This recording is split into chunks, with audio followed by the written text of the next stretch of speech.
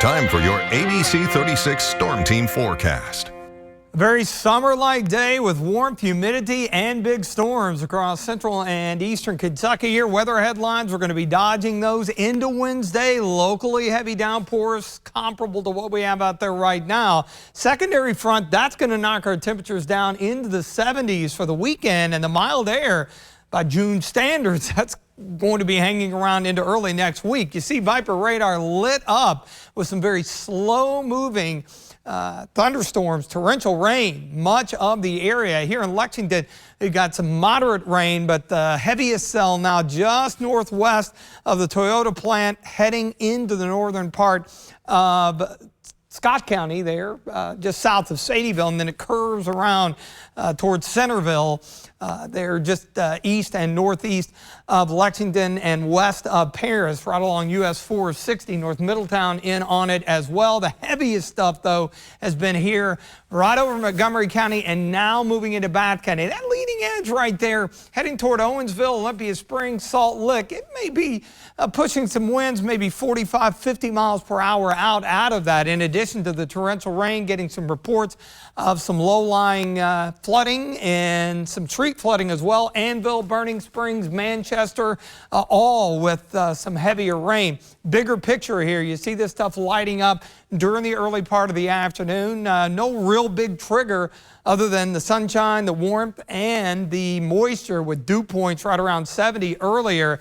Still some steady rain, the heaviest stuff moving out of downtown Mount Sterling there in front of the Montgomery County Courthouse with 70. A lot of rain, cooled air around the area. Meanwhile, farther south, Casey County near Liberty with the Kentucky Mesonet, it is dry. 74, some rain, cooled air, at least in the area. You see along and west of 75, generally in the upper 60s and low 70s, but look at far eastern Kentucky, Moorhead, Jackson, Hazard, all into the mid to even upper 80s where it has not rained or stormed yet. And those dew points, look out west here, low 70s. That's your tropical feel that we get mid to late summer. So really more like July or August instead of early June. So the trigger, which again is the warmth of the afternoon, once that goes away, I think we'll settle down, but we have to contend with this cold front coming in during the day tomorrow. So notice here in our futurecast, I think we begin to wind things down deeper into the evening.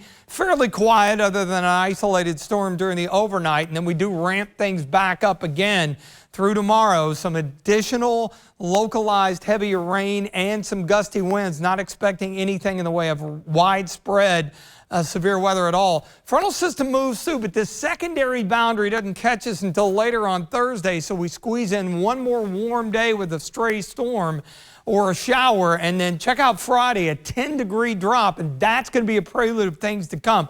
Cooler air and less humid air. Notice the muggy cast here takes a dip Friday and into the upcoming weekend, and our rain chances go away as well. There'll be a couple little weak fronts that are going to be sliding in here, and especially into early next week as we look ahead here. Saturday, again, I think we're in pretty good shape. Sunday, low end chance, and then we see that next front, albeit a weak one, come in with a little better chance of some showers, but also brings a reinforcing shot of milder air in, so we hang into the 70s. Muggy, a few storms later on after we get rid of this mess out there right now. 68, occasional rain and storms tomorrow.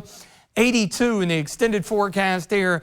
You see the drop Friday and into Saturday, but fairly pleasant for this time of the year. And again, that frontal system arrives early Monday, so that'll knock our temperatures down to touch. So we stay into the mid 70s for highs all the way into the early part of next week.